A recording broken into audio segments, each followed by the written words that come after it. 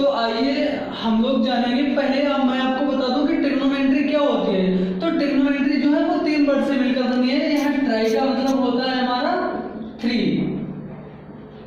Try का मतलब होता है हमारा 3, और गोनो का मतलब होता है, गोनो का मतलब होता है एंगल से, एंगल, और मेट्री का मतलब होता है मीजर, मेट्री, मेट्री का मतलब होता है मीजर।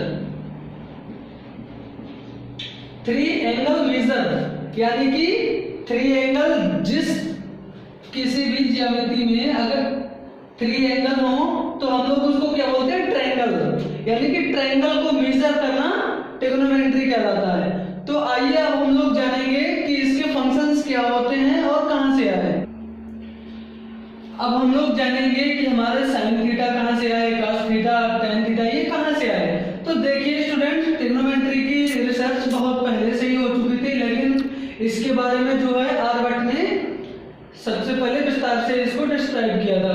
तो उन्होंने कहा था कि मान लीजिए ये हमारा कोई धनुष है, ये हमारा कोई धनुष है, और इस पर, ये हमारा कोई धनुष है और इस पर कोई बाण लगाया जाए। और तो देखिए स्टूडेंट्स, ये एरो जो हमने लगाया, इस पर बाण लगाया, वो इसके ये सर, ये बिल्कुल सेंटर पे होना चाहिए। तो ये हमारा सर कहलाता है, और ये प्रतिज्ञा, ये हमारी प्रतिज्ञा कहलाती है। तो अब अगर हम लोग इसको पीछे खींचेंगे तो ये दोनों तरफ से बराबर खींचेगा, तो यहां पर कोई संबंध बनेगा। तो इसी के रेशियो को ये सर और प्रतिज्ञा, सर और प्रतिज्ञा के संबंध को इन्होंने जय बोल दिया। अब जैसे कि हम लोग इसको सेंटर मान करके एक सर्कल डिजाइन करेंगे।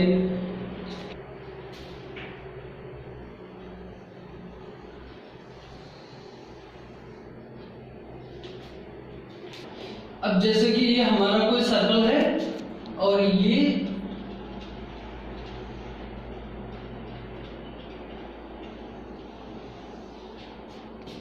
मान लीजिए हमारी कोई कॉर्ड यानी कि जीवा है। अब देखिए स्टूडेंट्स, हम लोग जो धनुष को बनाए थे उसमें कुछ हमारा संबंध इस तरह से बन रहा था।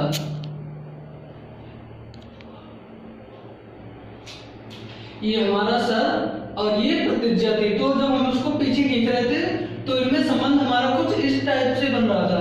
तो देखिए, ये हम इसको सेंटर यानी कि ओरिजिन को मान देते हैं, और ये P, ये Q, और ये हमारा x एक्सिस है, और ये x डैश एक्सिस है। अब देखिए स्टूडेंट्स, अब जो इसका अनुपात है, ये हमारा क्या है, ये हमारी प्रतिज्ञा है, और ये हमारा सर है। जब हम पीछे खींचेंगे तो ये इस टाइप से हो जाएगा। तो अब देखिए स्टूडेंट्स, अब हम लोग इसको लिखेंगे, हम लोग इसको ये हमारा प्रतिज्ञा है और ये सर है, ये इस टाइप से हो जाएगा। तो सर और प्रतिज्ञा के संबंध को इन्होंने क्या बोला है, ज्या। और ये जो फलन है,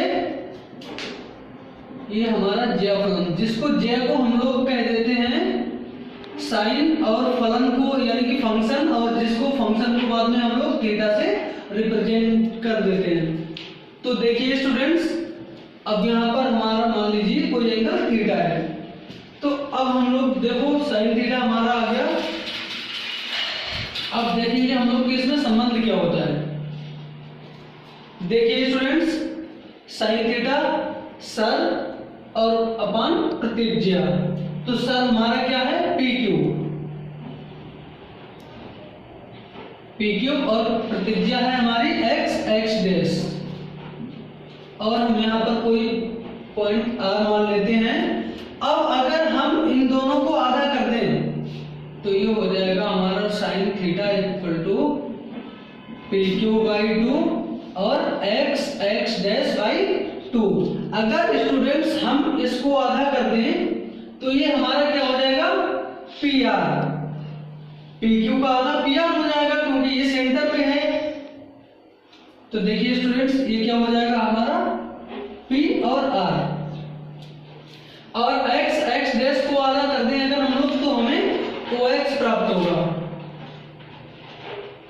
OX प्राप्त होगा हमको। अब हम लोग लिख सकते हैं इसको sin theta equal to PR upon. अब देखिए स्टूडेंट्स यहाँ से OX हमारी इस सर्कल की रेडियस है, ये हमारा सेंटर है, तो OX हमारी इस सर्कल की रेडियस है, जबकि OP भी हमारी इसी सर्कल की रेडियस है, तो हम OX की जगह OP लिख सकते हैं। अब हम लोग इसको, ये परपेंडिकुलर है, हम लोग इसको P मानेंगे और हम लोग इसको हाइपोटेनियस या इसको हम लोग हिंदी में कर्व भी बोलते हैं, और इसको बेस या आधार बोल देते हैं, और इसको परपेंडिकुलर या फिर लंब बोल देते हैं। यहाँ पर हम लोग एल भी लिख लेंगे।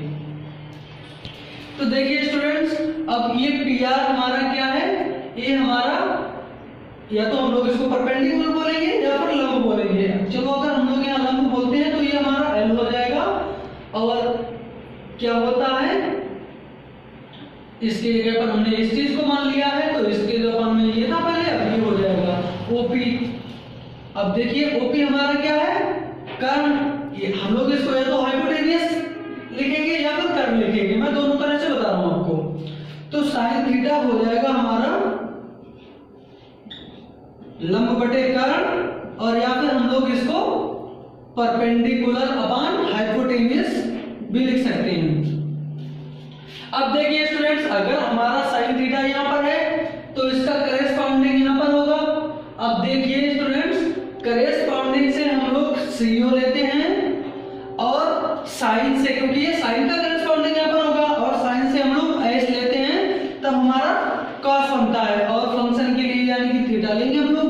अब cos थीटा जब हमारा एंगल यहाँ पर होगा कोई, तो इसके लिए फिर हमारा ये लंब ये हो जाएगा, जब इसके लिए लंब ये हो जाएगा तो ये हो जाएगा cos theta equal to OR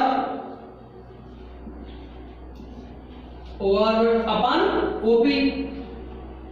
अब देखिए स्टूडेंट्स, तो ये इसमें फिर क्या संबंध हो जाएगा, ये हमारा OR अपॉन OP हो जाएगा, जबकि OR हमारा क्या है, बेस।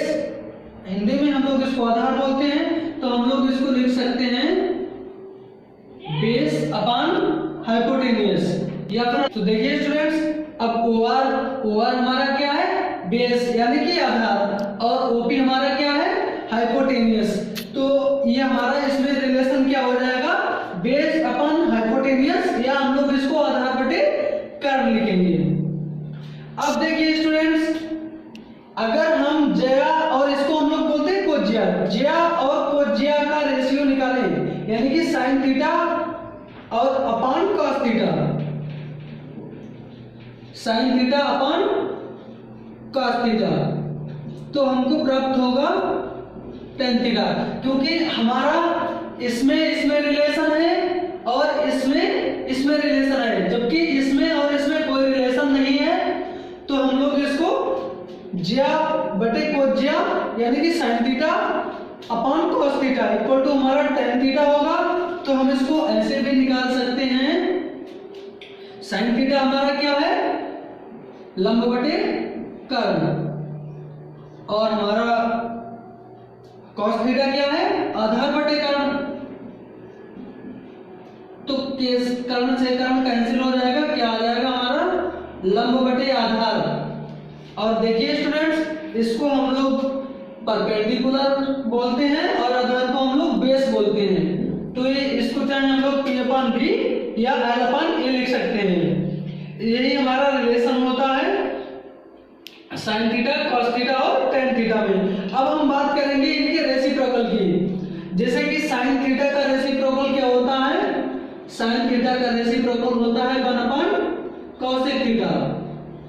अगर हम लोग cosec थीटा निकालेंगे तो देखिए स्टूडेंट्स, sin थीटा हम लोग निकाले थे तो लंब बटे कर्ण आया था, तो ये क्या आ जाएगा 1 अपॉन लंब बटे कर्ण, यानी कि क्या हो जाएगा कर्ण बटे लंब।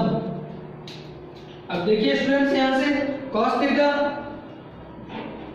का रेसिप्रोकल होता है हमारा sec थीटा। अब sec थीटा क्या हो जाएगा, ये हमारा क्या आया था B अपॉन H, यानी कि आधार बटे कर्ण इसका रेसिप्रोकल है, इसीलिए 1/2 में आएगा। तो ये क्या हो जाएगा हमारा कर्ण बटे आधार। अब देखिए स्टूडेंट्स, tan थीटा का रेसिप्रोकल होता है हमारा cot थीटा, और cot थीटा क्या हो जाएगा हमारा 1/tan थीटा। देखिए हमारा क्या है, लंब बटे आधार, लंब बटे आधार। तो ये क्या हो जाएगा आधार बटे लंब। अब देखिए स्टूडेंट्स, हम लोग इनके सारे संबंधों को जान चुके हैं। अगली वीडियोस में मैं आपको बताऊंगा कि sin थीटा अगर हमारा यहाँ पर 0 डिग्री एंगल हो तो इसकी वैल्यू 0 क्यों होती है, या 30 डिग्री एंगल है तो 1/2 क्यों होती है। पिछले वीडियो में मैंने आपको ये इनकी सारी वैल्यू निकालने की बहुत आसान ट्रिक बताई थी, और अगली वीडियो में मैं आपको बताऊंगा कि इनकी वैल्यू जो है वो इतनी ही क्यों होती है। तो यदि स्टूडेंट्स आपको हमारी वीडियो पसंद आई हो तो लाइक करें, सब्सक्राइब करें और शेयर जरूर करें।